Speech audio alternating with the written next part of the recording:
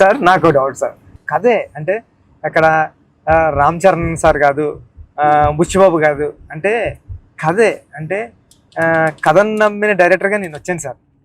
కథను నమ్మిన డైరెక్టర్గా వచ్చి మీకు నేరేషన్ ఇచ్చినప్పుడు నాలో భయాలు చాలా ఉన్నాయండి. ఇలాంటి స్క్రిప్ట్ ఓకే చేయడానికి, ఇలాంటి ఎమోషనల్ డ్రామా అంటే పెద్ద అంటే యాక్షను, క్రికెట్, రెజ్లింగ్ కాదు సార్. పెద్ద అంటే ఎమోషను. నేను నేరేషన్ ఇచ్చిన ప్రతిసారి నా కళ్ళంట నీళ్ళు వచ్చాయి సార్. అరే అంటే ఏడ్ చేస్తున్నాను కాబట్టి ఏడ్ చేసిన కొన్ని సీన్లు అక్కడ చెప్పడం కూడా తోసేసేవాడి సార్. కానీ ఇలాంటి స్క్రిప్ట్ని మీరు విన్నప్పుడు మీ ఫీలింగ్ అంటే మీరు ఏమనుకున్నారు సార్? అంటే ఇలాంటి స్క్రిప్ట్ చెయ్యాలనుకున్నారా వద్దా? సుకుమార్ గారు ఇచ్చిన కాన్ఫిడెన్స్ వల్ల, సుకుమార్ గారి బ్యాచ్ వల్ల ఆయన ఎందుకో నన్ను చేయమని అడగడం ఏదో ఒకటి ఉంటుంది. లేకపోతే నాకు లేదు కదా ఇంకేదో ఉంది కదా అనుకునే టైంలో సడన్ గా ఇది చేసాము.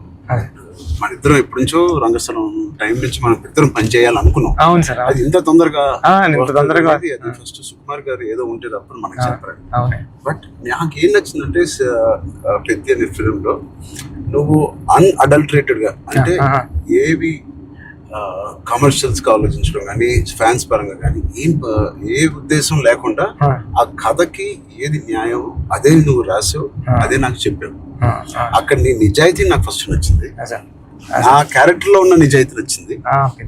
పెద్దిగాడి క్యారెక్టర్ లో ఉన్న నిజాయితీ నాకు నచ్చింది. దాని తర్వాత ఏదేమైనా లైఫ్ లో ముందుకు సాగుతూ వెళ్ళాలి అనే point is the biggest point of Peddi.